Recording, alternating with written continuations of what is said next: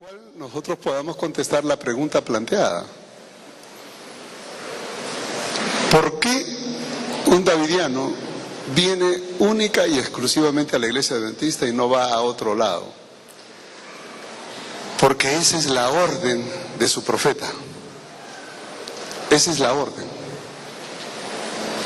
Pero esa orden tiene dos connotaciones. Les voy a leer textualmente lo que el profeta de ellos habla sobre la necesidad de quedarse en la iglesia adventista.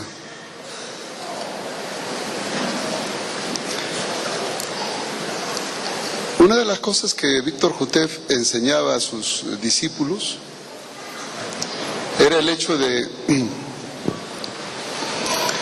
ser un instrumento de predicación para la iglesia. Y la única forma como ellos podían tener acceso a la iglesia era quedándose dentro de la iglesia. Ellos no podían salir, no podían irse a otro lado, porque si salían, no podían entonces regresar otra vez a predicar. Víctor Jutef le decía a sus instructores: si ustedes salen de la iglesia adventista, la misión de predicar se acabó. Porque ¿a quién le van a predicar? Ustedes tienen que quedarse en la iglesia adventista todo el tiempo que puedan. Y ojo, todo el tiempo que puedan, mejor dicho, el tiempo que le permitan estar. O sea, que no es por ellos, sino depende de nosotros. Todo el tiempo que le permitan, quédense en la iglesia adventista, porque si ustedes salen de la iglesia adventista, entonces ¿cómo van a predicar? ¿Cómo van a amonestar? Los que necesitan ser amonestados son los adventistas. Ella es la iglesia decadente, ellos están en pecado, en apostasía, ellos necesitan ser amonestados. Quédense allí. Si ustedes se salen de allí, entonces, ¿cómo podrán entonces amonestar? Pero la otra cosa que llama la atención es que Jutef tenía un propósito adicional. Él escribía a sus seguidores: si ustedes se salen de la iglesia adventista, cuando la matanza de Ezequiel 9 ocurra y todos los adventistas sean muertos, ¿cómo nosotros podremos reclamar la herencia? ¿Saben qué significa eso? Significaba entonces que él avisoraba el tiempo en que la matanza ocurriría, los únicos vivos serían ellos, y sí que bien vivos, y entonces al morir todos los adventistas, ¿quién se quedaba con las propiedades? Ellos. Cuando uno encuentra estas cosas en los escritos davidianos, uno se sorprende. O sea que aquí hay, como se dice, una agenda escondida. Entonces, para obligar, o vamos a decir, sugestionar a sus seguidores para que se queden en la iglesia adventista, él tomó Mateo 10. Y en Mateo 10 les dijo, la orden de Jesús es: no vayan a los gentiles, no vayan a los samaritanos, única y exclusivamente vayan a las ovejas perdidas de la casa de Israel. Vayan allí. Por eso es que no se van a mover de aquí. Los davidianos llegaron para quedarse. Esto, si los dejamos. Entonces yo quiero luego mencionar una estrategia para ayudar a estos hermanitos a salir de este lugar. Lo probamos en México, en diferentes lugares. Y a todos mis alumnos en México les decía, miren muchachos, hagan esto y me cuentan, si no funciona lo cambiamos. Pero después de recibir miles de cartas y llamadas telefónicas donde me contaban las experiencias y la emoción que sentían de ver que funcionaba, yo dije, no, pues si funciona, entonces síganlo haciendo. Síganlo haciendo. A algunos no les gusta, pero no es lo que nos guste, es lo que sirva para proteger la iglesia. Eso es todo. Primero les comento esto y luego voy al otro. ¿Qué significa Mateo 10:6? Únicamente a las ovejas perdidas de la casa de Israel. ¿Significa entonces que los discípulos no debían predicar a nadie sino solamente a Israel? ¿Significa que Jesús vino a morir solamente por los israelitas y no por el pueblo, por el mundo entero? ¿Significa que en el ministerio de Jesús Él solo atendió a las ovejas perdidas de la casa de Israel? Aquí hay dos problemas. Yo tengo que primero entender qué significa la frase ir a las ovejas perdidas de la casa de Israel. Eso yo tengo que entender primero. Y el segundo es, ¿por qué le prohibió ir a los samaritanos y a los gentiles? ¿Por qué? ¿Era discriminación? ¿Qué estaba pasando? Y todo eso, por supuesto, enmarcado en el Evangelio de Mateo. Mateo es el único evangelio que cita esto. Ninguno de los otros evangelios cita esta declaración. Es el único. Y es la única vez que Jesús dice eso aquí. No existe más. Imagínense ustedes, han hecho toda una teología de un solo pasaje. Claro, y como es profeta, puede decir lo que quiera. Mateo, podríamos decir, tiene dos órdenes. Jesús da dos órdenes contradictorias a sus discípulos. Dos. Y voy a mencionar dónde están para que ustedes se den cuenta. Las dos son mandatos, con una explicación clara de predicación. El primero está en Mateo 10, verso 6-7. Ir a las ovejas perdidas de la casa de Israel y yendo, predicar, diciendo, el reino de los cielos se ha acercado. Ese es el primer mandato. Ir a la casa de Israel y prediquen, el reino de los cielos se ha acercado. El segundo mandato lo encontramos en Mateo 28. Y en Mateo 28 digo que es contradictorio, porque allí el mensaje es ir a toda nación, tribu, lengua y pueblo. ¿Eso qué significa? ¿A las ovejas perdidas de la casa de Israel? ¿O a todo el mundo? ¿Cómo entendemos nosotros las órdenes de Jesús? A ver, yo soy discípulo de Jesús. Y le digo, Señor, ¿qué quieres que haga? Y entonces pongo el dedo y a las ovejas perdidas de la casa de Israel. Ajá, las ovejas perdidas de Israel, la casa de Israel, el pueblo de Dios, los adventistas, ya, ahí me quedo. Hermanito, pero vaya y predique al frente. No, el Señor me ha mandado acá.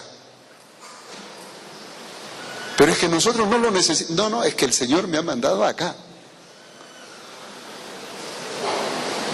Otro discípulo hace lo mismo, abre la Biblia y Mateo 28-19, ir a toda nación, tribu, lengua y pueblo. No, pues hay que ir a donde nos lleve el viento y para allá vamos.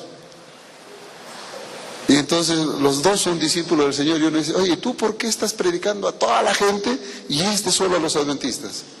No, es que es el mandato del Señor. ¿A cuál de los dos mandatos escuchas tú? ¿Y cuál de los dos está vigente hoy? Ustedes se van a dar cuenta de un problema ahora. Mateo nos está poniendo en una disyuntiva. ¿Por qué en un primer momento Jesús mandó únicamente a la casa de Israel y en otro momento lo mandó a todo el mundo? Entonces, ¿eran los mismos discípulos con dos mandatos distintos? ¿Qué se traía Jesús entre manos? El primer mandato era focalizado, Israel. El segundo, universal. Empecemos por Mateo 10, ya que esa es la esencia del problema. ¿Quiere decir que Jesús vino solo a las ovejas perdidas de la casa de Israel? Les doy una clave, a ver qué dicen ustedes. Mateo 15, 24. Mateo 15, 24, un poquito más adelante, vino una mujer sirofenicia y le dice que su hija estaba enferma y que se iba a morir, que estaba poseída, etcétera, etcétera, etcétera. ¡Socórreme! Y en el verso 24, ¿qué le dice Jesús? No soy enviado sino a las ovejas perdidas de la casa de Israel. En otras palabras, lo siento. No puedo. ¿Se imaginan ustedes a Jesús rechazando ayudar a una mujer sirofenicia simplemente porque no era del pueblo de Israel? Ay, yo pensé que Jesús era buenito, que ayudaba a todo el que venía. Pero acá le está diciendo, no, yo no soy enviado sino a las ovejas perdidas de la casa de Israel. ¿Tú, sirofenicia? Y encima todavía le dice, en el verso 26, no está bien tomar del pan de los hijos y echarlo a los perrillos. O sea, no está bien que yo le quite el pan de Israel y se lo dé a los perrillos. Y la mujer, en su humildad, necesitada de ayuda, ¿qué le dijo a Jesús? Verso 27. Sí, Señor, pero aún los perrillos comen de las migajas que caen de las mesas de sus amos. Yo no te estoy pidiendo que tú me des del pan de Israel. Yo te estoy pidiendo que de las migajas que caen de Israel, de allí me des. Y eso sanará a mi hija. Y el verso 28, cuando Jesús vio semejante fe, dijo, oh mujer, grande es tu fe, hágase contigo como quieres, y su hija fue sanada en ese mismo momento. La pregunta es, ¿Jesús ayudó a la mujer sirofenicia o no la ayudó? Pues el verso 28 termina diciendo, y en ese momento se sanó. Sí la ayudó. Y entonces en el verso 24, cuando dice, yo no he venido sino para los hijos de la casa de Israel, las ovejas de la casa de Israel, ¿qué estaba queriendo decir? ¿Que era exclusivo para la casa de Israel? Si hubiera sido exclusivo para la casa de Israel, entonces no hubiera ayudado a la mujer. Pero le dice, yo no soy enviado sino a las ovejas perdidas de la casa de Israel. Y a pesar de haber dicho eso, ¿qué hizo? Ayudó. Quiere decir entonces que cuando se refiere a las ovejas perdidas de la casa de Israel, no significa que únicamente para ellos Cristo vino, la solución, el evangelio es solo para ellos, no. Pero vamos a un detalle más. En el evangelio de Mateo, ¿el evangelio de Mateo era solo para los judíos? Recuerden que Mateo era un escritor judío escribiendo a una comunidad de creyentes judía. Y entonces aquí pareciera como que la exclusividad es el pueblo de Israel, porque era para judíos. Pero miren ustedes en el capítulo 1 de Mateo. Voy a empezar allí, a ver qué encontramos de novedades en el capítulo 1 y en el verso 5. En el verso 5 encuentro, para mi sorpresa, que en la ascendencia del Mesías, en la ascendencia de David, de donde vendría el Mesías, se encuentra una hermanita llamada Rahab. ¿Y quién era Rahab? Era una hermana de Jericó. No tenía buena fama, pero finalmente creyó en Dios. Y eso es lo bueno, que la Biblia nos habla de gente pero con un estigma social pero horrible, y sin embargo podían ser utilizados por Dios. Y esta mujer fue usada por Dios para proteger a esos dos espías, creyó en el Dios Jehová de los ejércitos, y fue salvada ella y su familia. Y ahora está dentro del linaje de aquellos que vendrían, el rey David y el Mesías. Rahab. Y luego el verso 5 nos presenta a otra hermanita, Ruth.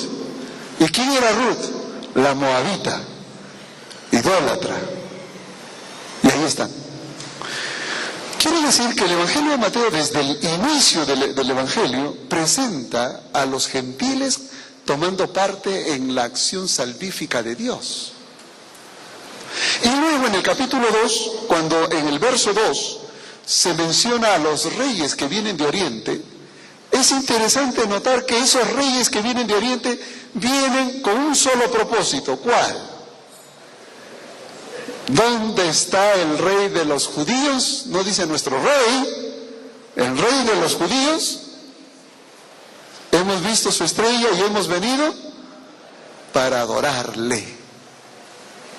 Encontramos a paganos, gentiles venidos de Oriente con la disposición de adorar.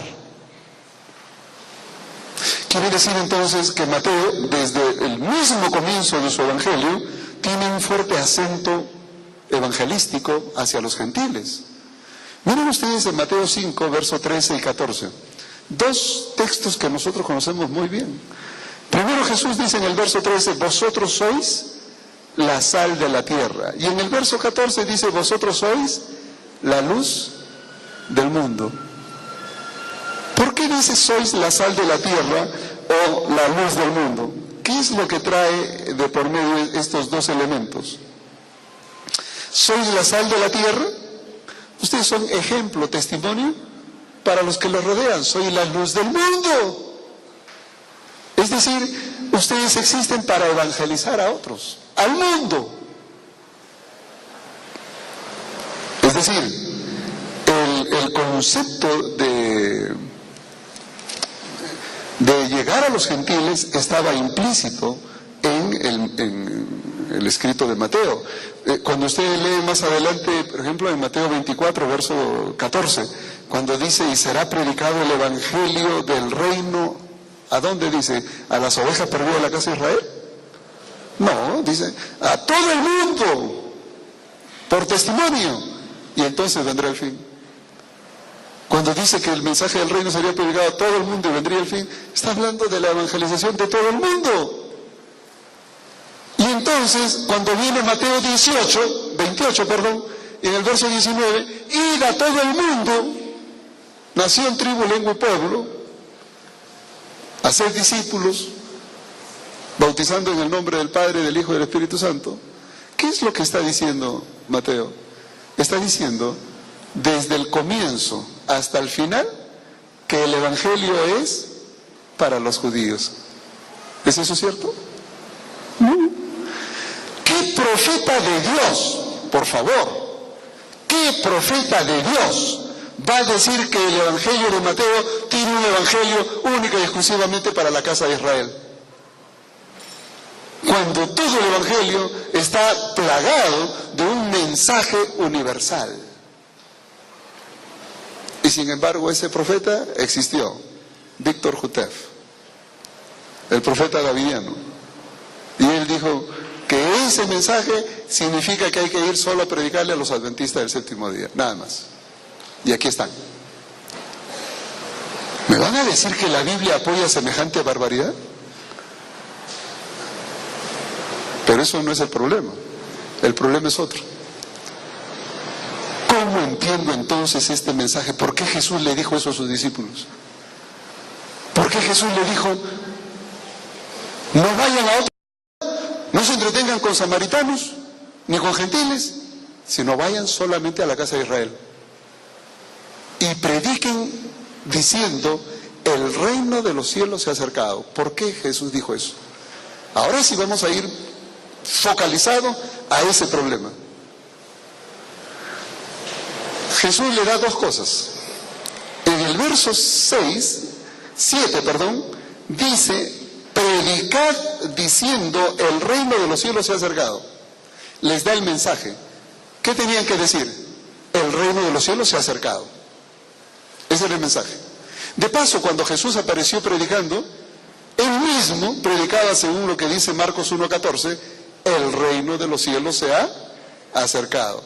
Juan el Bautista, cuando empezó su predicación, hablaba del reino de los cielos se ha acercado. Así que todo estaba en connotación a la aparición del Mesías. El mensaje era uno: el reino de los cielos se ha acercado. Pero Jesús les da un aspecto más. No solamente les da el mensaje, sino que además hace otra cosa. ¿Y cuál es ese segundo aspecto? Miren ustedes el verso 8. El verso 8 dice: sanad enfermos, limpiad leprosos, resucitad muertos, echad fuera demonios, de gracia recibiste, dad de gracia. Quiere decir que junto con el mensaje, vayan y prediquen, el reino se ha acercado, el reino de Dios se ha acercado, ustedes van a predicar eso y al mismo tiempo van a hacer milagros, van a echar demonios, van a resucitar muertos, van a sanar enfermos, van a hacer milagros.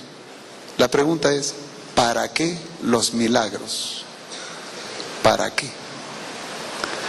Por una sencilla razón. ¿Quiénes esperaban el reino de Dios y al Mesías que traería el reino? Los judíos. ¿Sabían los gentiles que vendría un reino de Dios y que habrían señales que anunciaban ese reino? No. ¿Sabían los samaritanos cuáles eran las señales que anunciaban el reino? No. Únicamente los judíos sabían que vendría un reino y habría señales.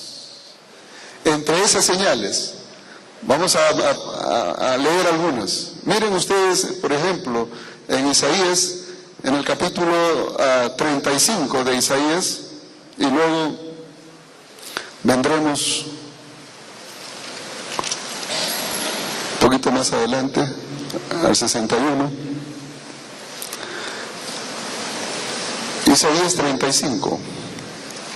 Observen ustedes, hablando del futuro glorioso de Sión. El verso 4 me gusta porque nos pone en contexto. ¿Cuándo ocurriría esto? Según el verso 4, ¿cuándo ocurriría? Decid a los de corazón apocado, a los desanimados: esforzaos, no temáis. He aquí que vuestro Dios viene con retribución, con pago. ¿Quién viene? Vuestro Dios. Y luego dice: Dios mismo vendrá y os salvará. ¿A quién anunciaban? La venida de Dios, con retribución, con pago, a salvar a su pueblo. No en vano, y no es casualidad que Jesús fue llamado su nombre Jesús, porque Él salvará a su pueblo de sus pecados. Y aquí el verso 4 termina diciendo: Dios mismo vendrá y os salvará. Verso 5. Cuando ese Dios venga a salvarnos, algo debía ocurrir. ¿Qué? ¿Qué debía ocurrir según el verso 5? Entonces, esa palabra entonces significa que cuando Dios venga para salvarnos, entonces los ojos de los ciegos serán abiertos, los oídos de los sordos se abrirán, los cojos saltará como un ciervo, cantará la lengua de un mudo. ¿De qué está hablando? Milagros, señales que anunciaban la venida del reino de Dios. Cuando Dios venga, estas señales vendrán. Entonces los enfermos sanarán, los cojos saltarán como ciervos, los mudos hablarán, los ciegos verán. ¿Cuáles eran las señales? ¿Para qué eran las señales? Las señales eran una evidencia de que el reino de Dios había llegado. Dios había llegado. Ahora ustedes entienden por qué Jesús le mandó a los discípulos: no vayan a los gentiles, No vayan a los samaritanos. No porque no tenga interés. No. Porque el mensaje, el reino de Dios se ha acercado, lo entendían solamente los judíos, a quienes les fueron dadas las promesas, quienes habían recibido las profecías, quienes tenían las escrituras. Ellos lo entendían, ellos lo esperaban y el Mesías estaba por llegar. Es más, el Mesías ya estaba allí presente. Y ahora les dice, vayan, anuncien, el reino de los cielos se ha acercado y hagan milagros. ¿Para qué? ¿Para qué los milagros? Yo soy un discípulo, vengo y les digo, hermanos, el reino de los cielos se ha acercado. ¿Y? No, es que el reino de los cielos se ha acercado. ¿Y? Ese fue el problema de Pablo. ¿Saben por qué Pablo persiguió a la iglesia? ¿Saben por qué Pablo fue celoso? Porque Pablo escuchó que el reino de los cielos se había acercado, que Cristo había resucitado, el nuevo orden de cosas había llegado, y él miró alrededor y dijo, no puede ser, estamos igualito. ¿Qué cambió? Nada. Porque el reino de Dios llegado a la tierra traería un nuevo orden de cosas. El triunfo de Israel, liberación del yugo romano. Eso era lo que tenían en la mente. Pero ahora miren a Pedro, a Juan, y les dicen, hermanos, el reino de los cielos ha llegado. A ver, ¿tú eres mudo? Sí, habla, hijito. ¿Y tú eres sordo? Sí, escucha, hijito. ¿Y tú eres paralítico? Sí, salta. Y la gente ve las señales, ¿y qué dice? Efectivamente, el reino de los cielos ha llegado. ¿Para qué eran las señales? Las señales no era para que los discípulos dijeran, fíjate que yo sí puedo hacer milagros.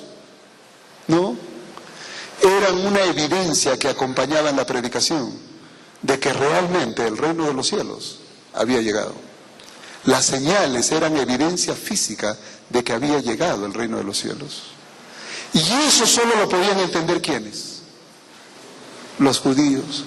Si usted iba donde un gentil, el reino de los cielos ha llegado. ¿Cuál reino? No, fíjate, pero las señales. ¿Cuál señales? ¿De qué me estás hablando, hijo? ¿Entenderían el mensaje? No. Por eso es que Jesús no los mandó allá. Le dijo, no se entretengan con los samaritanos ni los gentiles. Vayan única y exclusivamente a la casa de Israel, porque ellos sí saben. Ellos esperan el reino de Dios. Díganle que ya llegó. Y para que les crean, hagan estos milagros. Ahora, un poquito más adelante, miren ustedes en Mateo 11, un poquito más adelante, resulta que Juan el Bautista estaba en la cárcel, versos 1 al 3, y entonces él, como estaba en la cárcel y no lo liberaban, entonces dijo, bueno, 2 de mis discípulos vengan para acá, vayan donde Jesús y díganle, ¿eres tú el que había de venir o esperaremos a otro? Y fueron los discípulos y le dijeron a Jesús, Señor, Juan nos manda a decir, no somos nosotros, Juan nos manda a decir, ¿eres tú o esperaremos a otro? ¿Saben qué significaba eso? Estaba dudando de que Jesús fuese el Mesías, aquel que vio al Espíritu descender, aquel que cuando bautizó a Jesús escuchó la voz del cielo, este es mi Hijo amado, aquel que testificó, yo lo vi, porque el que me envió a bautizar me dijo, en quien veas el Espíritu de Dios descender como paloma, ese es, y yo lo vi, dijo Juan. Y ahora ese mismo Juan estaba diciendo, ¿realmente eres tú o esperamos a otro? ¿Cuál fue la respuesta de Jesús? Jesús no se molestó, tampoco se incomodó, simplemente vio a un hombre que dudaba, y ante la duda de Juan, Jesús le mandó decir, verso 4, id y haced saber a Juan las cosas que oís y veis. Fíjense la respuesta tan simple de Jesús. Vayan y díganle a Juan lo que ustedes oyen y lo que ustedes ven. Ni siquiera dicen lo que yo digo. Fíjense que eso no fue la respuesta de Jesús. No es lo que yo digo, es lo que ustedes ven y lo que ustedes oyen. Y el verso 5 dice qué es lo que ellos veían, qué es lo que ellos oían. ¿Qué es? Verso 5. Los ciegos ven, los cojos andan, los leprosos son limpiados, los sordos oyen, los muertos son resucitados y a los pobres es anunciado el Evangelio. ¿Qué son esos? Señales de que el reino de los cielos se había acercado. Y Jesús les termina diciendo en el verso 6, bienaventurado el que no haya tropiezo en mí, el que no dude.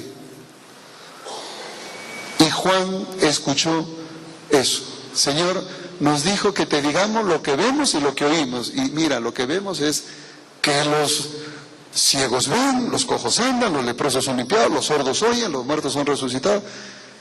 Y Juan dijo, eso es lo que el profeta Isaías decía, que cuando el reino de Dios venga, eso acontecería. Él es. Y Juan nunca más volvió a dudar de Jesús. ¿Qué eran las señales? Las señales anunciaban la cercanía del reino. ¿Quiénes la conocían? El pueblo de Israel. El pueblo de Israel. Por eso es que Jesús le dijo, no vayan a otro lado, no vayan con los gentiles ni con los samaritanos, solamente a la casa de las ovejas perdidas de la casa de Israel. Hermano davidiano, por favor, abre tus ojos a la palabra de Dios. Jesús estaba enviando a sus discípulos a las ovejas perdidas de Israel porque solo ellos conocían las señales y solo ellos sabían que esas señales anunciaban el reino de Dios. Y Él era el reino de Dios en persona.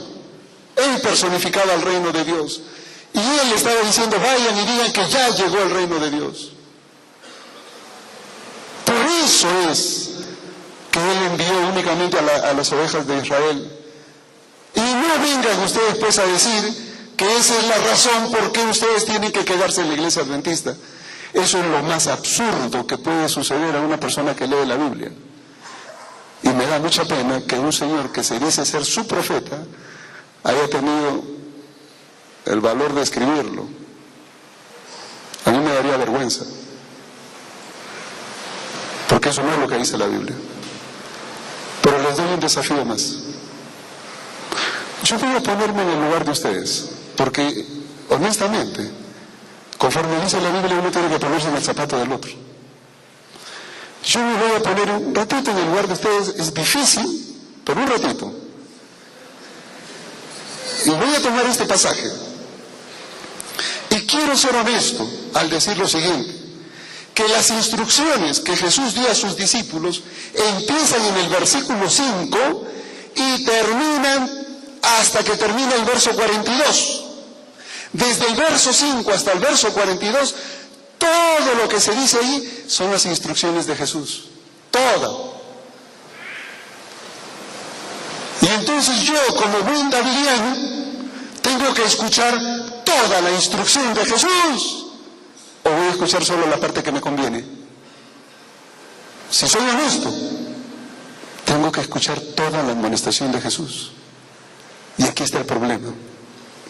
Jesús le dijo, no vayan a samaritanos, no vayan a gentiles, solamente a Israel. Y hagan estas señales. Además, no lleven alforja, no lleven cambio, no lleven nada.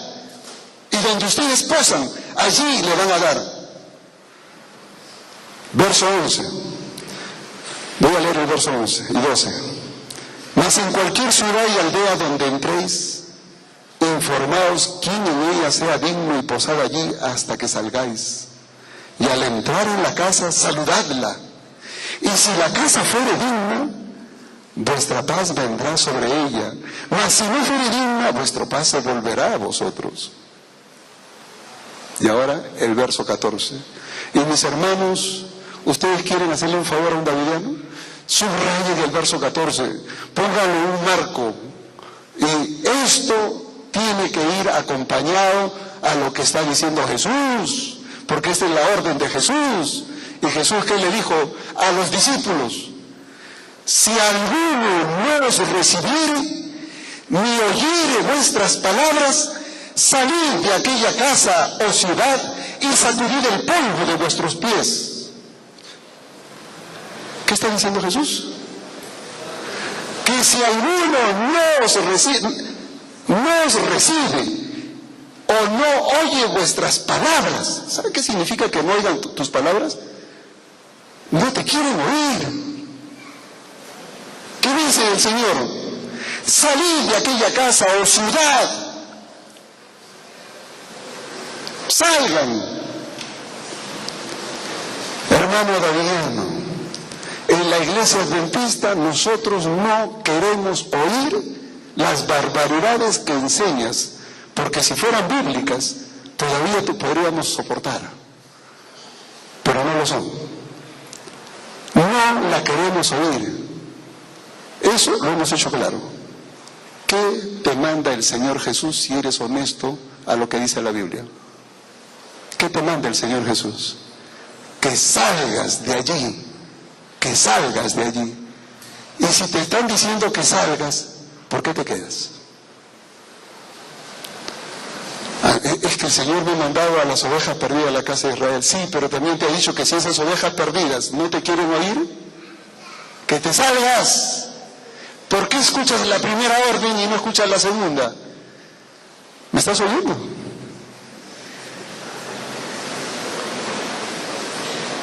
Yo no sé cómo entendemos este concepto, pero es que si tenemos que ser honestos con la Biblia, seámoslo pues. Yo no puedo tomar una porción que me conviene y dejar la otra a un lado, no. Es todo. Y Jesús dice, para esa ciudad, para esa casa, el día del juicio será más tolerable lo que le pasó a Sodoma y Gomorra. Claro. Por eso es que a un davillano le decimos, hermano, estás equivocado cuando te quedas pegado aquí en la iglesia adventista. Y si usas Mateo 10:6 para excusarte de que este es un lugar, el campo misionero que Jesús te ha mandado, quiero decirte que el verso 14 te libera de esa responsabilidad. El verso 14 te libera porque dice que cuando tú llegas a una iglesia y no te quieren oír, ¿qué cosa debes hacer? Irte. La puerta está abierta. Pueden irse cuando quieran. Pero yo sé que no lo vas a hacer, ¿sabes por qué? Porque te interesa más obedecer la orden de un hombre llamado Víctor Jutev que la orden de tu Señor, Jesucristo. Si eres honesto con la palabra de Dios, obedece a Jesús. Y el texto que leí al comienzo es que, como dijo Víctor Jutev, la Biblia y los escritos de Elena White apoyan a la vara 100%. ¿Eso es cierto? ¿La Biblia apoya eso? Un estudio de Mateo así somero, suave, me dice que no es cierto. Entonces, ¿cómo vas a decir que la Biblia apoya? Si la Biblia apoyara la doctrina davidiana, yo sería davidiano entonces. Pero mis hermanos, les estoy diciendo, ¿por qué no soy davidiano? Porque no se ajusta la enseñanza davidiana a la Biblia. Es una exageración, es una distorsión de exageración abrupta de la Biblia. Y no se puede tolerar eso.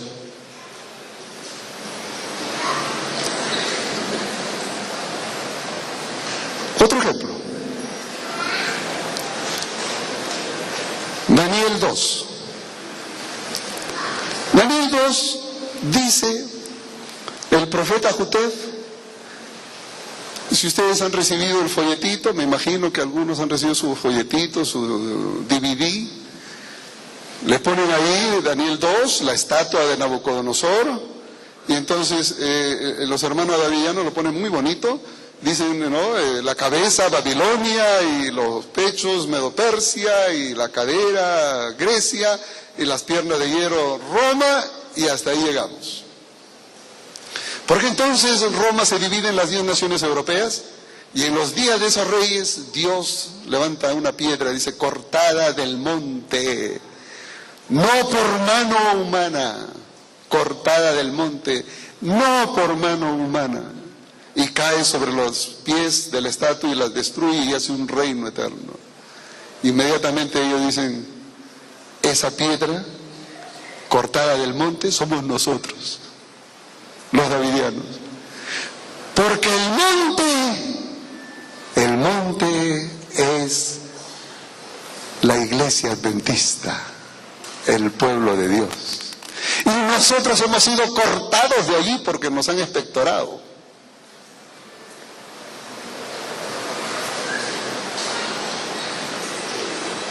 ¿De dónde viene la piedra? Del monte. ¿Y cuál es ese monte? La iglesia adventista. ¿Y cómo llegan a esa conclusión? Muy sencillo. ¿Se acuerdan un día que hablábamos es el peligro de la enseñanza, como dice Isaías, un poquito aquí, un poquito allí, otro poquito aquí? Junten todo eso y le sale una bomba atómica. Y eso es lo que han hecho los davidianos. Y entonces, como acá dice monte, ay Señor, como ahí dice monte, y monte de Sion es una alusión a Israel, a Jerusalén, en mi santo monte en Sion. Entonces dice, la estatua fue cortada de un monte, y aquí monte es Jerusalén, monte es Israel, entonces fue cortada del pueblo de Dios. ¿Ustedes se han dado cuenta qué hacen? Cogen la palabra monte y donde digan monte, ahí nos vamos para el monte. Y eso es lo que ha pasado. Que entonces ellos han interpretado, el profeta Jotef, por eso digo, si eso es ser profeta, madre mía. Cortada del monte, no por mano humana.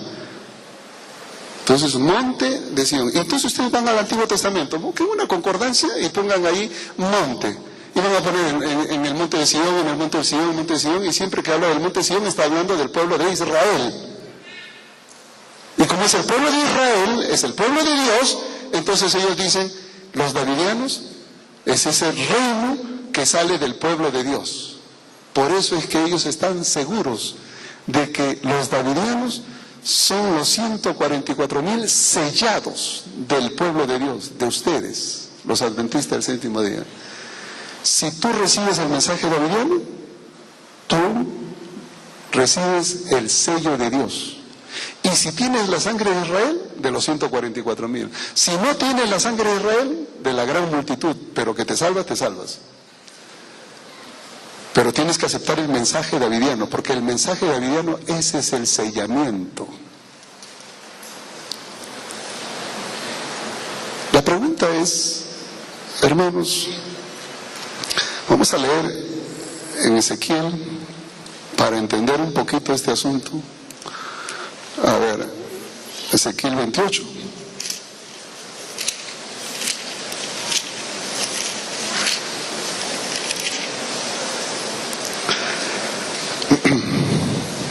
Verso 14.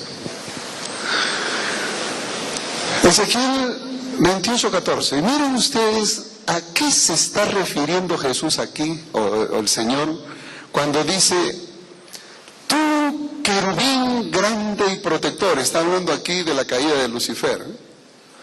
Tú querubín grande y protector, yo te puse en el santo monte de Dios. Allí estuviste en medio de piedras y de fuego te paseabas.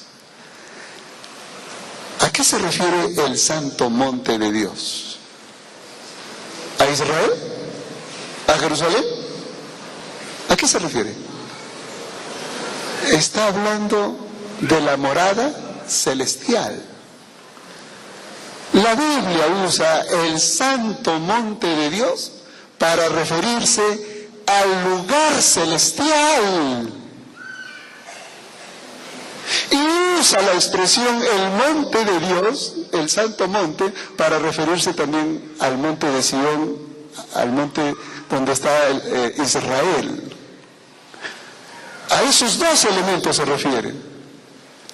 La pregunta es, en Daniel 2, cuando dice que la piedra fue cortada del monte, ¿a cuál de los dos se refiere?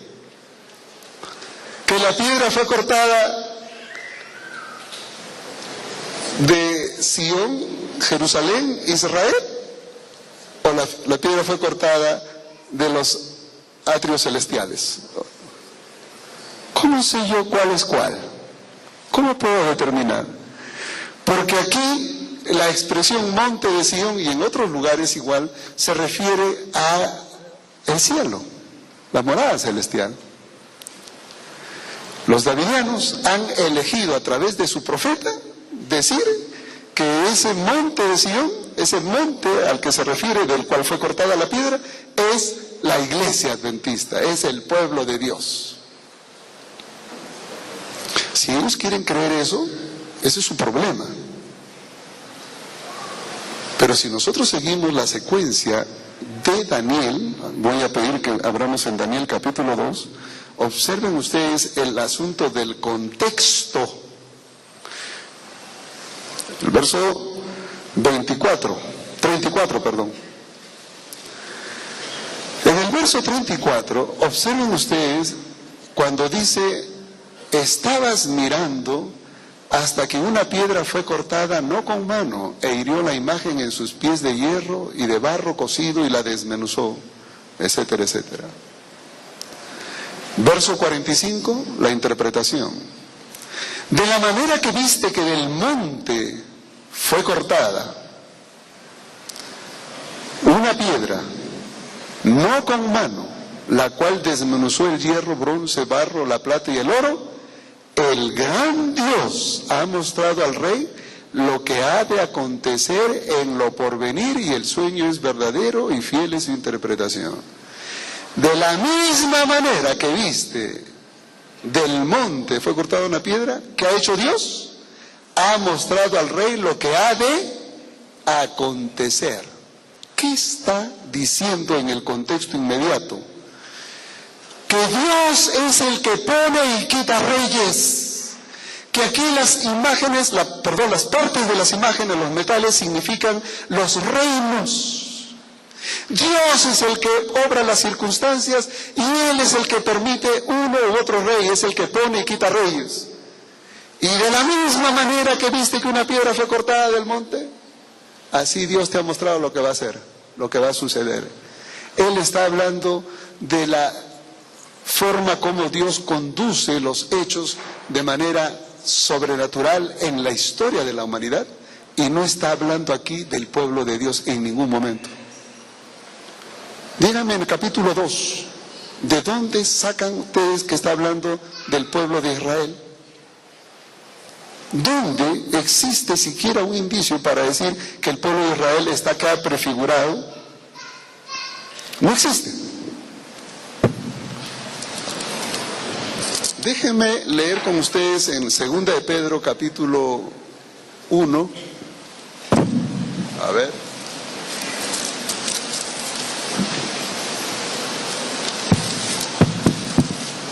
Segunda de Pedro capítulo 1 y el verso 18.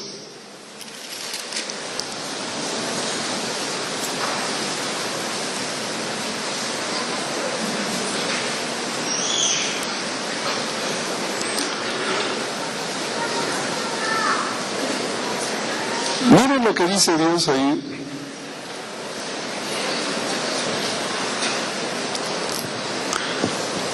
Pedro va a dar testimonio de lo que a él le sucedió en su experiencia con Cristo. En el verso 17, tal vez para poner en contexto, dice: pues cuando él recibió de Dios Padre honra y gloria, le fue enviada desde la magnífica gloria una voz que decía: este es mi Hijo amado, en el cual tengo complacencia.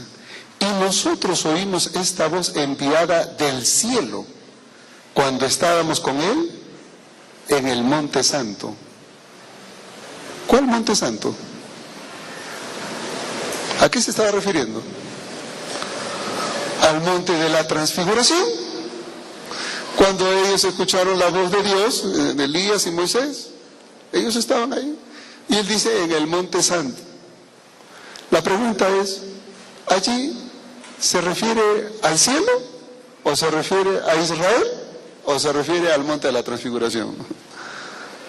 ¿Ustedes se dan cuenta? Y usa la expresión monte santo. La pregunta es, ¿cómo nosotros queremos interpretar la palabra monte? Los davidianos han interpretado como la iglesia, el pueblo de Dios. La profecía lo expresa en el lenguaje simbólico, Dios moviendo las naciones a través de reinos, y esa piedra es otro reino que traerá consigo Dios, pero no un reino de la iglesia, sino un reino que Él mismo traerá, Dios mismo. Es el reino eterno. Y ellos dicen, no, no es el reino eterno, es el reino davidiano que es instaurado y será eterno cuando Cristo venga por segunda vez. ¿Ustedes se dan cuenta del giro que le dan? Hoy día, ellos dicen, nosotros no tenemos evidencia, Elena White no comenta nada de esto. En ninguno de los escritos de ella se habla sobre este asunto. Y entonces ellos dicen, Dios le ha dado nueva luz al profeta davidiano. O sea que si usted quiere creer eso, usted tiene que creer que el profeta realmente ha sido usado por Dios para darle nueva luz. Miren, la hermana White dijo que toda la luz que Dios tenía que darla ya la dio. Aquí no hay más luz que la palabra de Dios. No hay más. Si alguien quiere ir en pos de estas nuevas teorías, no hay ningún problema. Yo siempre le digo, Dios es bueno, porque manda toda suerte de confusión para que los que se tienen que ir, se vayan. Pero nosotros tenemos que estar seguros de que antes que usted quiera irse, esté seguro de la decisión que usted quiere tomar. Nuestra responsabilidad termina cuando nosotros les explicamos lo que la Biblia dice. De ahí en adelante, la decisión es suya. ¿Porque se irán miles de la iglesia? Sí, se irán. Pero que se vayan con conocimiento de causa. Aquí nosotros no estamos para retener a nadie contra su voluntad. Nosotros estamos aquí para adorar a un Dios a través de su palabra. Y todo lo que en su palabra nos enseña, nosotros estaremos más que dispuestos a obedecer. Así que el concepto del monte, la palabra monte, es una alusión al monte de Dios donde Él controla el universo y desde allí pone y quita reyes. Ese es el concepto. Es del monte de Dios donde viene Cristo en su segunda venida, y desde la morada eterna de Dios, de allí vendrá a cumplir el cometido, el reino universal, la piedra que viene. Ellos quieren decir que la piedra es la iglesia, ese es su problema.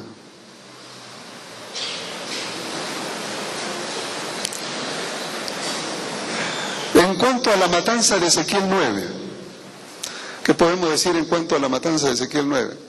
Una vez comentábamos aquí, la matanza de Ezequiel 9 se volverá a repetir. La hermana White dice que sí, se volverá a repetir, sí. Porque la matanza de Ezequiel 9 se cumplió en el cautiverio babilónico.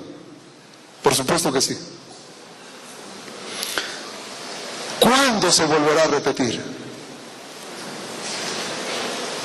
Cuando aquellos que no hayan recibido el sello de Dios, porque recuerden ustedes que antes de la matanza final, del Armagedón final, habrá un sellamiento. Y los 144,000 son sellados, ¿no? Y mañana nosotros estudiaremos un poquito el tema de los 144,000 sellados. Y a partir de ahí miraremos otro de los problemas que tienen estos hermanos. esos sellados, esos 144,000 sellados, son los que reciben vivos al Señor. No verán la muerte. Es un número simbólico. Estarán vivos. Tendrán el sello de Dios en la frente, en la mano. Quienes no tengan el sello de Dios, es decir, que en la venida de Cristo no hayan recibido el sello de Dios, no sean parte de los 144,000, ellos participarán de esa otra matanza. Y esa otra matanza la ejecutará Dios mismo, porque Él vendrá. Y el Apocalipsis y los diferentes libros de la Biblia señalan que cuando Cristo venga, muchos dirán: Señor, ¿no?, a las rocas caed sobre nosotros, porque queremos que nos oculten de la gloria de aquel que viene sentado en la nube de los cielos. Habrá una gran matanza. Y Apocalipsis 19 habla de eso. Apocalipsis 19, cuando se menciona los redimidos que son invitados a la cena de bodas del Cordero, aquellos que reciben al Señor, están contrapuestos frente a otros. Si ustedes miran en el verso 6, Apocalipsis 19, 6 al 9, ustedes encuentran allí una invitación. Gocémonos, alegrémonos, porque han llegado las bodas del Cordero y la esposa se ha preparado. Y el verso 9 dice: bienaventurados los que son llamados a la cena de bodas del Cordero. Estas son palabras verdaderas de Dios. Hay una cena de bodas para todos. Los redimidos vendrán allí, aquellos que sean resucitados y aquellos que estén vivos en ocasión de la venida de Cristo, sí. Pero el verso 15 en adelante se habla de una matanza que ocurre, y ahí viene el verbo de Dios, Cristo mismo, cabalgando en caballo blanco, viene para herir la tierra. Y desde el verso 15 en adelante se habla del derramar la ira de Dios sobre esta tierra, sobre el pecado. Y los pecadores, por supuesto, que son containers de pecado, serán destruidos por causa de eso. Este es el Rey de Reyes, Señor de Señores, que dice el verso 16, dice el verso 17 y 18: vi a un ángel que estaba en pie en el sol y clamó a grande voz, diciendo a todas las aves que vuelan en medio del cielo: venid y congregaos a la gran cena de Dios. Mientras que hay una cena de bodas del Cordero donde estarán los redimidos, aquí Dios invita a las aves del cielo a otra gran cena. Y el verso 18, ¿cuál es el menú? Para que comáis carnes de reyes, de capitanes, de fuertes, carnes de caballo y de sus jinetes, carnes de todos, libres, esclavos, pequeños, grandes. Y vi a la bestia y a los reyes de la tierra y a sus ejércitos reunidos para guerrear contra el que montaba el caballo y contra su ejército.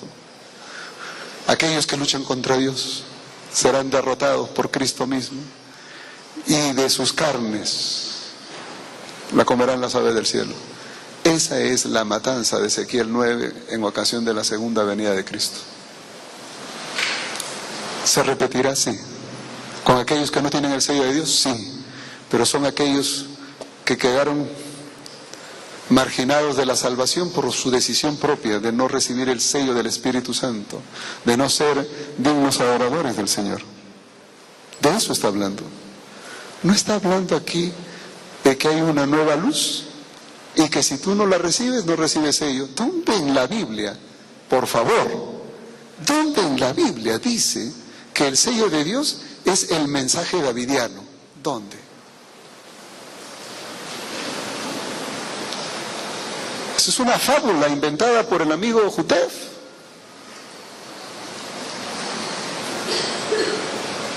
Él ya murió, pero sus escritos siguen haciendo efecto. No existe en la Biblia una declaración que diga que la matanza de Ezequiel 9 se ejecutará de otra manera. Está aquí, en Apocalipsis 19. Sí, habrá una matanza. Pero eso será para los impíos, para los infieles. aquellos que no recibieron el sello de Dios, aquellos que no se arrepintieron, aceptaron la sangre de Cristo.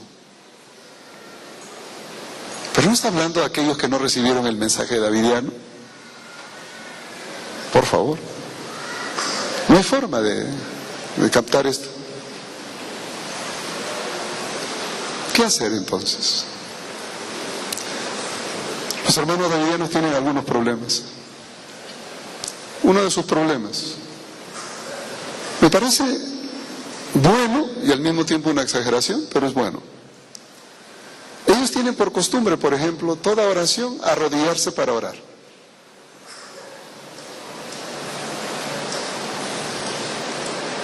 Y la hermana Huay dice que en todo momento que nosotros podamos, debiéramos arrodillarnos para orar. O sea, no está mal. En nuestra liturgia, por ejemplo, algunas oraciones son de pie, otras son de rodilla. Los davidianos critican el hecho de que se ore de pie. Y yo siempre que estoy con un davidiano, para no ofender su conciencia, le digo arrodillémonos para orar. ¿Sí? Porque yo sé que ellos oran siempre de rodillas. Sí, pero ¿acaso Jesús no oró parado? ¿Oró parado o no oró parado?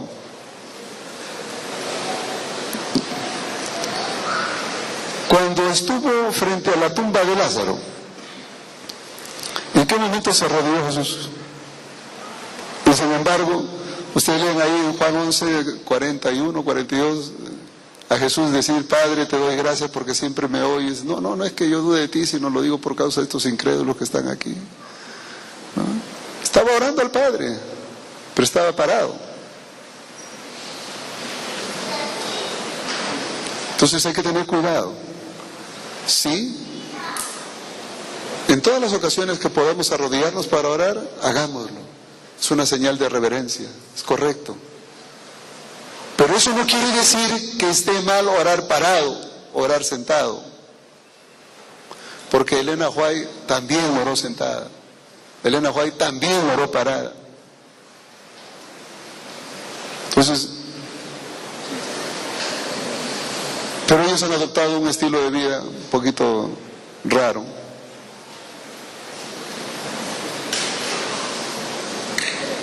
El otro elemento que tienen es el uso del velo. El uso del velo. Si supieran la discusión del velo, si alguien es profeta de Dios, debiera interpretar lo del velo de la manera correcta, como está ahí en 1 Corintios 11, ¿no? El velo. Solamente una persona que es inspirada por Dios y es conducida por Dios puede hablar en el nombre de Dios. Esos son los profetas. Pero ¿qué evidencia tenemos de que Jotef ha sido inspirado por Dios? ¿Qué evidencias tengo? Si lo único que encuentro en sus interpretaciones son cosas jaladas de los pelos. Por eso es que no quiera creerle, no hay por dónde creerle. Ese es el problema. No hay por dónde.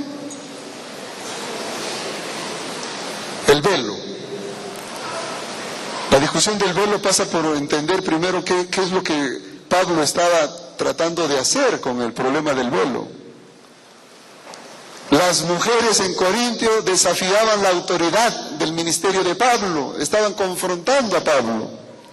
Había un libertinaje abierto, salvaje, al punto de que las mujeres parece que en su desafío se cortaban el pelo como los hombres, hasta se rapaban.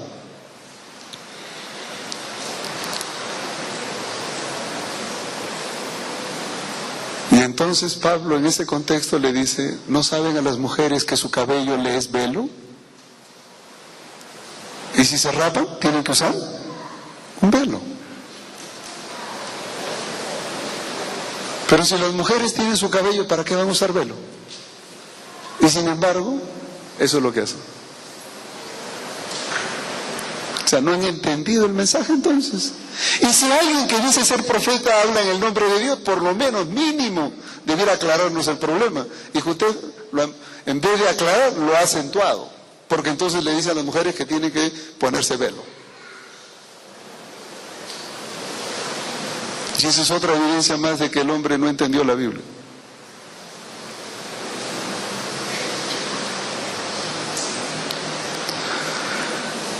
¿Qué hacer entonces? Les voy a decir qué hay que hacer cuando un davidiano viene a la iglesia. Y lo digo con cariño, pero ya mis alumnos saben que yo siempre hablo con cariño, ¿no? Es decir, para mí con cariño no significa decir mentiras, decir las cosas como son. Mira, hermanito, tienes cáncer y te vas a morir mañana, pero con cariño te lo digo, ¿no? O sea, algunos piensan que porque uno le habla con cariño le tiene que engañar. No. Miren, hermanos, pongan atención. ¿Ustedes quieren lidiar con el problema davidiano de una manera saludable? Yo les recomiendo, y le digo esto lo que se puso en práctica en México. A algunos no les gustó. Yo recuerdo que una vez en Tijuana estuve, frontera con California, estuve dando un congreso de laicos y expresé mi inquietud. Y hubo un abogado allí de por medio que me dijo, no, que eso era inconstitucional. Yo le dije, mira hermano, le digo, yo no discuto que sea inconstitucional o lo que quiera. Lo único que a mí me interesa es que la iglesia tenga un arma para defenderse. Si usted conoce algo mejor, con todo su conocimiento de leyes, ayúdeme. Y entre tanto no haya otra forma, pues sigamos para adelante. ¿Por qué? Porque le dije, hermanos, cada vez que ustedes identifiquen a un davidiano, háganlo público a la iglesia. Háganlo público. Haciendo lo siguiente. Llega un davidiano, búsquense a un diácono o a un anciano o dos de esos bien, ¿no? Que tengan un poco de calistenia para levantar peso. Y siéntenlo al lado o detrás del hermano davidiano. Y mi hermano, usted mira a esa parejita que está ahí, usted se sienta al lado de él, vaya con otro, si quiere acompáñese. Y usted no se les despega hasta que toda la iglesia se haya ido. Ya cuando no haya nadie, ahí lo deja. Usted tiene que estar ahí. Ese es su trabajo. Pero ahí empieza el asunto, no es que ahí termina, no, empieza. Y entonces lo sentamos ahí. Y le digo, usted me hace un reporte de todo lo que hace o diga. Toma nota. Muchas de las cosas que dice son bonitas. Porque si hay una cosa que los davidianos saben, es la escuela sabática, se la saben de memoria, muy bien estudiada. Por eso es que ellos estudian bien para que lleguen a la iglesia y como participan, y los hermanos que no estudian, como de costumbre, dicen, ay hermano, usted sí sabe, venga, enseñe usted, y le dejan, y ellos pasan de visitas a ser líderes en la iglesia, y de ahí se atraen la amistad de los hermanos, y no pasa nada. El trabajo de los davidianos no es dentro de la iglesia, es allá afuerita, pero empieza adentro. ¿Saben cuándo? Ganándose la amistad de los hermanos aquí adentro. Figurando como que ellos saben la lección, ellos saben de la Biblia y ellos pueden enseñarte. Cuando sales afuera, dice, hermano, nosotros estamos haciendo un grupo pequeño, le gustaría, podemos llegar a su casa, estudiar la Biblia. Ah, usted es el hermano que dio la lección, sí, véngase. Y se lo van y cuando se meten a su casa, tiene el lobo dentro. ¿No? Después les voy a dar a hablar a este hermano. Ahorita, déjenme terminar. Les digo lo siguiente, hermanos. Observen ustedes. Cuando nosotros encontremos a un davidiano, pongámosle un guardaespaldas y luego digámosle a la iglesia, hermanos, damos la bienvenida a todas nuestras visitas. De manera especial queremos llamar la atención a esta hermanita que está ahí de vestido amarillo y el hermano que está de camisa roja, a eso, hermano, a ver, levanten la mano, o el anciano que está atrás, levante la mano. ¿Ya lo vieron? Sí, ya. Esos hermanitos, esos son davidianos. Han venido acá a la iglesia para perturbar la fe de los hermanos. Tengan cuidado, es veneno. Pero nosotros hemos puesto allí un par de guardianes para que los sujeten, para que no les hagan daño. Así que estos hermanos van a estar todo el tiempo con ellos para hacerles recordar que ellos son lobos vestidos de oveja. Y están aquí. Una cosa sí les garantizo, hermanos. Una vez que los davidianos son identificados en la iglesia y todo el mundo sabe que son davidianos, se retiran. Y cuando ellos se dan cuenta que no tienen cómo engañar, simplemente se van y mandan a otros. Ellos tienen ya un catálogo, ¿no? En esta iglesia ya me conocen, en este ya me conocen, en este ya me conocen, así que ve tú aquí, ve tú allá y se cruzan. Por eso es que la iglesia debe estar apercibida. Y hermanos, que no les dé pena decirle a la gente, ellos son davidianos. Son gente buena, que vienen con nobles intenciones, pero traen veneno para aquellos creyentes adventistas. Porque es la verdad. Nosotros no estamos injuriando a nadie, simplemente estamos diciendo la verdad. Pero nunca maltratemos a nadie, mis hermanos. Yo he encontrado lugares, hay hermanos, en México al menos, estuve presente en iglesias donde un poco más y se le van a golpes. O sea, es una cosa muy seria. Y yo le dije, hermano, esa no es la forma. No, esa no es la forma. Nosotros como hijos de Dios necesitamos primero tratar a nuestros hermanos con cariño, con respeto. Sabemos que están equivocados, eso es su problema, nosotros tenemos que proteger a la iglesia, pero no podemos maltratarlos. Y luego me dirigí a ellos y les decía, mire hermanos, yo me voy a quedar 5 minutos más aquí, voy a tratar de contener a estos hermanos que están furiosos. Si ustedes se quedan más tiempo es su problema, pero yo me voy. Y esos hermanitos no esperaban, se iban. Hasta el día de hoy, todas las personas y los pastores en México que han puesto en práctica este punto de poner guardaespaldas, diáconos, para identificar a los davidianos y quedarse con ellos todo el tiempo, y cuando salen fuera, ellos están ahí, y cuando los hermanos se acercan, le dicen, son lobos vestidos de ovejas, no se olviden. Y entonces no le dan opción a invitarse a ninguna casa. Entonces los davidianos optan por irse y mandan a otros. Y hay que seguir.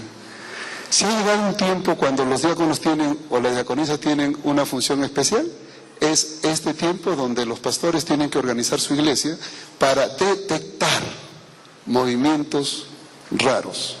Cuando usted ve una visita por allí, un poquito media rarita, no tenga temor en ir y decirle, hermano, yo se los he dicho muy claramente, hermano, ¿de qué iglesia nos visita? De la iglesia tal. ¿Es en esta iglesia donde usted da sus diezmos? Y lo miro a los ojos. Y si no da diezmo en esa iglesia, quiere decir, usted no es adventista. Ya.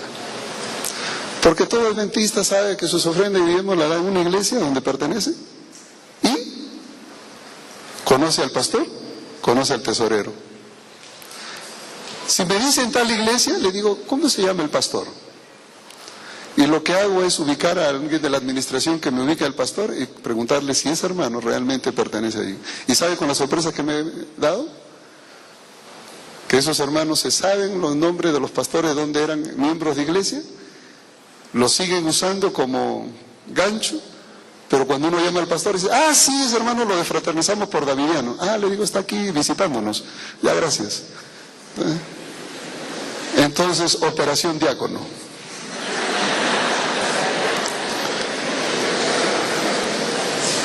¿Y ya? Hermanos, nosotros tenemos que lidiar con un problema. Hagámoslo con cariño, pero al mismo tiempo con firmeza. Los davidianos han venido para quedarse y necesitamos tener mano firme para hacerles saber que en nuestra iglesia no le vamos a permitir trabajar extraviando la fe de los hermanos, porque tenemos responsabilidad que cuidar una iglesia. Y la otra es que si podemos decirles dónde están sus errores, con gusto. No, yo a algún davidiano le digo, mira hermano, primero explícame este pasaje y después seguimos hablando. Esta tarde lo único que he querido es introducir el problema, ver el asunto doctrinal en cuanto a por qué la iglesia adventista, qué es lo que creen en cuanto al reino venidero, qué en cuanto a la matanza. El día de mañana nosotros hablaremos acerca de los 144,000. ¿Son literales, como ellos dicen? ¿O son simbólicos, como la Biblia presenta? ¿Quién tiene la razón? ¿El profeta Jutef o la Biblia? ¿Qué podemos aprender de todo esto? Mañana hablaremos de los contrastes entre lo que dice Jutef y lo que dice Elena White. Porque, como dicen ellos, la Biblia y Elena White apoyan al 100% los davidianos. Eso es una falsedad. Y de eso ha sido mi esfuerzo, tratar de demostrar que eso no es cierto. Eso es todo. A mí me hubiera gustado estar equivocado, es decir, me hubiera gustado saber de que verdaderamente los davidianos tenían algo de verdad. Digo, me hubiera gustado porque encontrar algo bueno, pero realmente no hay nada bueno. No hay nada. Lo único bueno que tengo que rescatar de esta gente es que es noble, es humilde, viven los principios de salud muy sinceramente, son muy reverentes. Ojalá nosotros pudiéramos copiar esa partecita. Ojalá. Voy a dejar los minutos que restan, 5, para hacer preguntas, porque más de uno debe tener alguna pregunta, y este es el momento. Si alguien quiere preguntar, es el momento. Yo lo único que quería mencionar es que, gracias a Dios, hoy día tenemos alguna literatura que puede hacer la diferencia. Yo no sé cuántos de ustedes, mis alumnos, cuando me dicen, oye pastor, ¿y cómo explica esto, aquello y lo otro? Le digo, muy fácil, le digo, hijo, muy fácil. Mira, coge el volumen de esta serie de teología, coge este volumen, lean los 9 volúmenes. Ahí tienen la base de nuestra teología. Léelo, le digo, y después que lo lees viene y hablamos. ¿No? Sí. Otro viene y me dice, pastor, sobre Apocalipsis. Yo le digo, mira, qué suerte. Estos 2 libros del simposio de Apocalipsis estaban en inglés, acaban de ser traducidos. Saben que yo leí estos libros hace 22 años. Y algunas de las cosas que me ayudaron a entender, inclusive el asunto de los 144,000, están aquí. Y de hecho, en el libro, yo cito este libro en inglés. Y qué bueno que ahora está en español. Y entonces cuando vienen con preguntas de Apocalipsis, les digo, miren, aquí tienen los simposios, léanlo. Y si después de leerlo tiene problemas, yo le ayudo. Pero es que no se puede ayudar a una persona que no ha leído, sí tiene que tener una base. Y entonces, aquí en Yatpa tienen hoy día la oportunidad de mirar esos libros. Le dije al hermano que trabaja acá, qué bueno que hay libros en español, para aquellos que quieran saber un poquito más de la doctrina. Bien, ¿hay alguna mano? Aquí hay una mano. Véame. Pastor, primero disculpas que no hay problema. Te le interrumpí. Primero que todo, no soy davidiano. Sí, y lo primero es, usted preguntaba de que si alguien podía tener una fórmula mejor que la comisión del... Sí, esta es la parte donde puede hablar, dígame. Sí, exacto. Mi idea es esta, porque si Jesús dice que la verdad os hará libres, ¿sí? pues hacer lo que hacerlo, pero desde el pastorado. O sea, decirle, alguien de aquel diácono es davidiano, y si nadie dice que es davidiano, pues nadie le va a creer a esa persona, porque si la estrategia de esa persona es llevarse las personas, ¿cierto? Entonces, ¿quién va a creer en alguien que no sale a la luz y dice, sí, yo soy davidiano? Ya, lo que pasa es que usted tal vez no los conoce bien. Si usted los conociera, no diría lo que está diciendo. Le voy a explicar algo. Yo tenía un alumno que estudiaba teología en Montemorelos. Yo no sé cómo joven era estudiante de teología, fue mi alumno en teología. Y justo yo me acuerdo que me tocó a mí enseñarles evangelios a ese curso donde él estaba. Y lo que no le gustó fue justamente cuando yo hablé del concepto bíblico frente a las distorsiones que, entre otros, cité a los davidianos. Él en ese momento ni siquiera se inmutó, ni siquiera dijo soy davidiano. ¿Sabe? Nosotros nos enteramos que era davidiano 6 meses después, cuando en el segundo año no regresó a estudiar y usó la identificación que se le dio en la Universidad de Montemorelos, la usaba para ir a todas las iglesias y decir soy estudiante de teología de la Universidad de Montemorelos, y entonces puedo dar simposio, puedo dar esto, y le abrían las puertas, y entonces él empezaba con su doctrina. Y un día nos llamaron y nos dijeron, oye, aquí hay un muchacho, y yo le digo, sí, y mira que está enseñando esto, aquello y el otro. No, le digo, este es davidiano. ¿Quién es? Fulano de tal. Ay, madre. Ellos nunca se van a identificar. Ese muchacho, hoy día, está en España. Y el otro día encontré en una página web, se llama El Reto Divino. Si ustedes lo encuentran en la web Reto Divino, lo va a encontrar de España. Él dice, Iglesia Adventista del Séptimo Día, estudio del folleto de la lección, etcétera, etcétera. Y le pone ahí el folleto de la lección, hace el repaso y todo lo demás. Y él se identifica como Adventista del Séptimo Día, etcétera. Yo escuché su presentación y después que la escuché, entré a su email y le mandé un correo electrónico.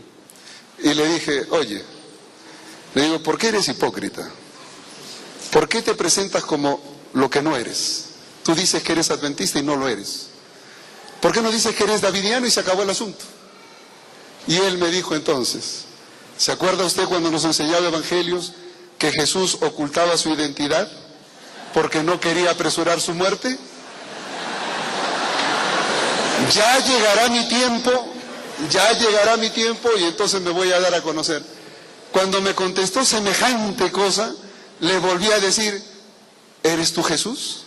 ¿Alguien te va a crucificar?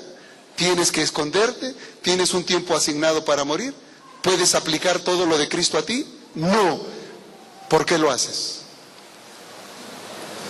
Tu inclinación davidiana te lleva a tergiversar la doctrina, aún en eso.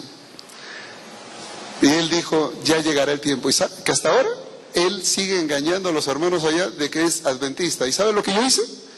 Transferí todas las emails que yo le mandé a él y la respuesta que él me dio, se las mandé al pastor allí en Madrid y le dije, tome cuidado porque este hombre davidiano hoy día está identificado allá. Ellos no se van a identificar, nunca. Le digo, hermanos, ¿cuántos son davidianos? Levanten la mano. Yo sé que no la van a levantar. Tendría que ser un novato y de esos bien novatos.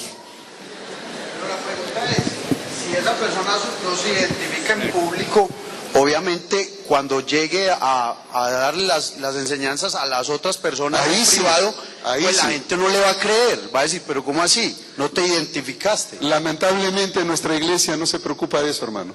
Nuestra iglesia, cualquier persona que viene y te trae algo bonito que escuchar, le abre la puerta, lamentablemente.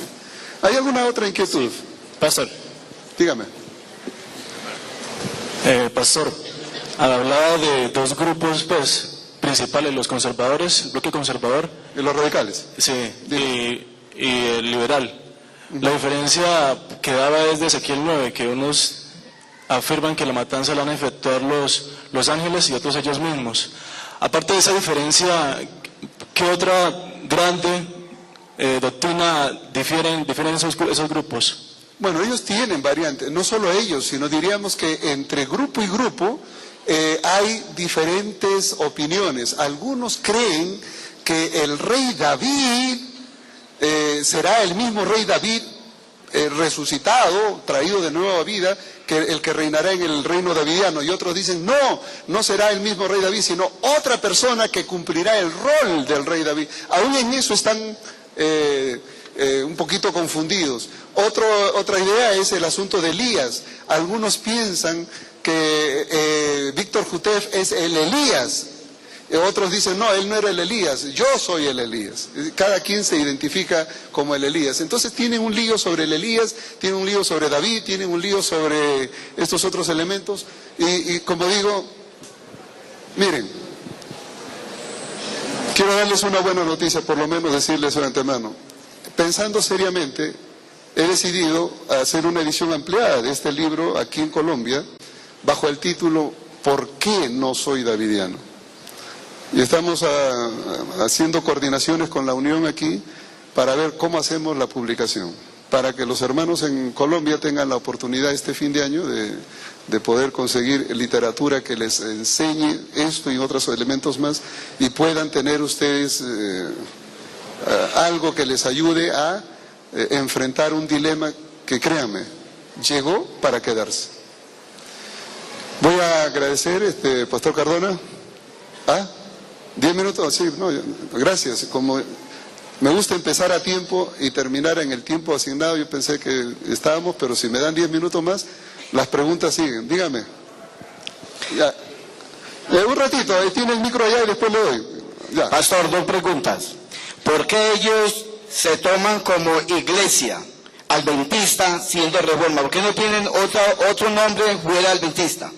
Segundo, ¿por qué ellos dicen que los diezmos sobre los diezmos y ofrendas y que ellos lo están dando? Bueno, en mi casa hay una persona de esas. Sí.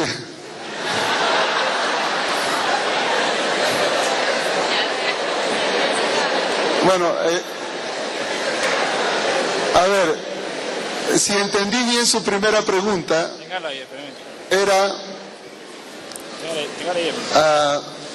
la primera pregunta, porque me recuerda.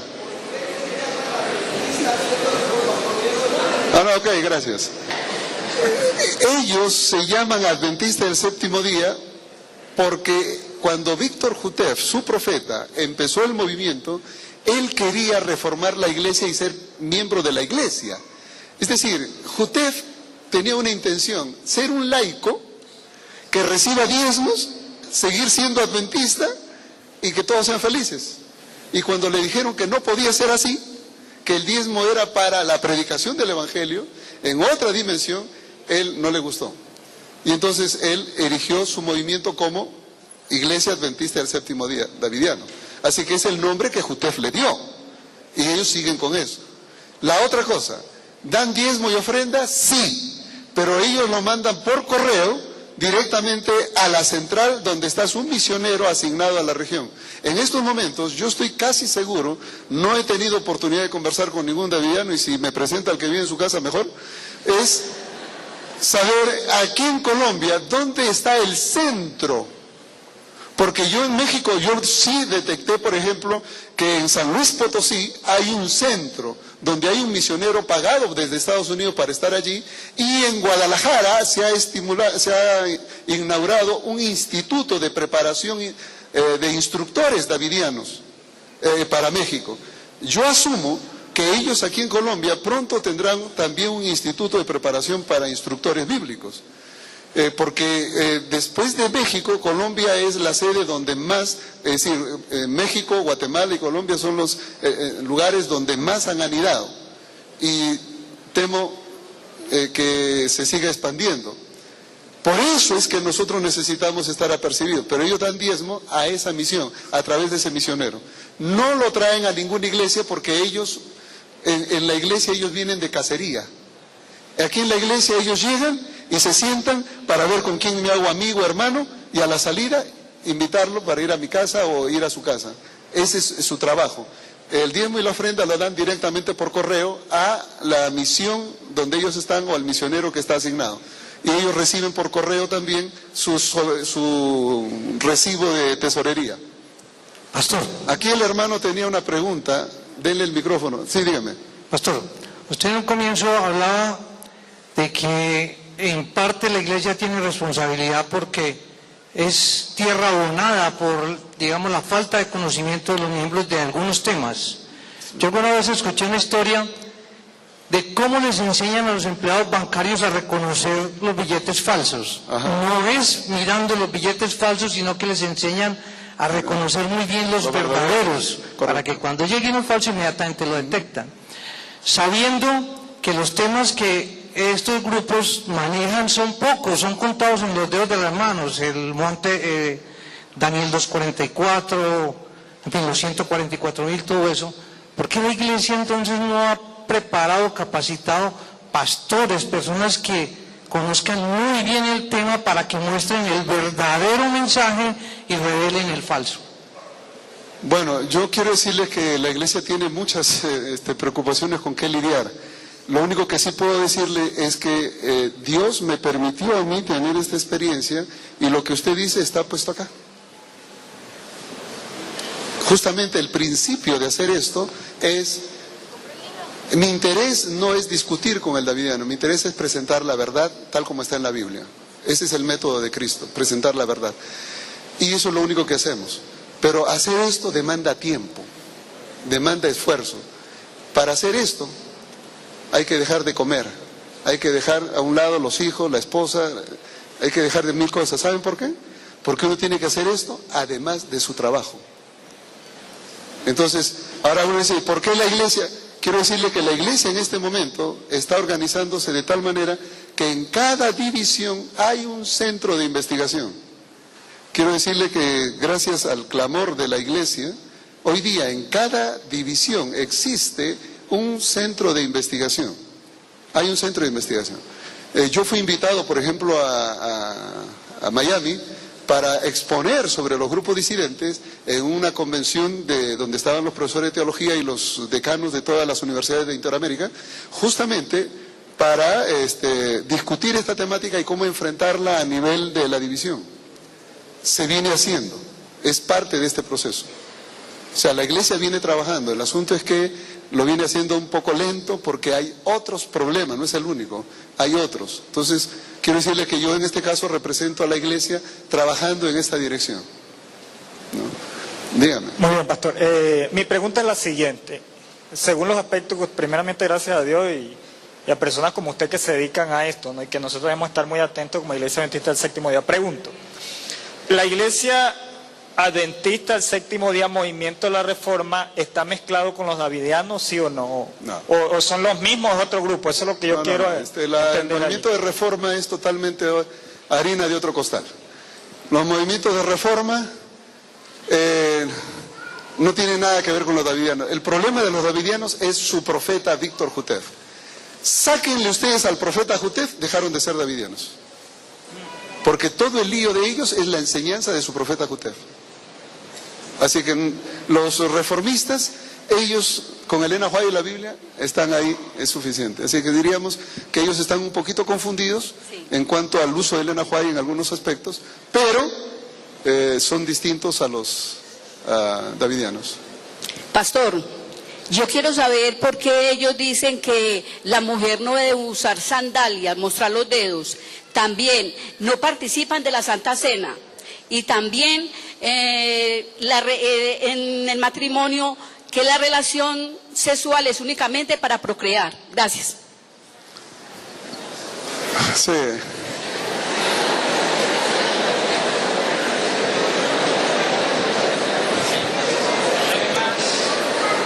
Gracias.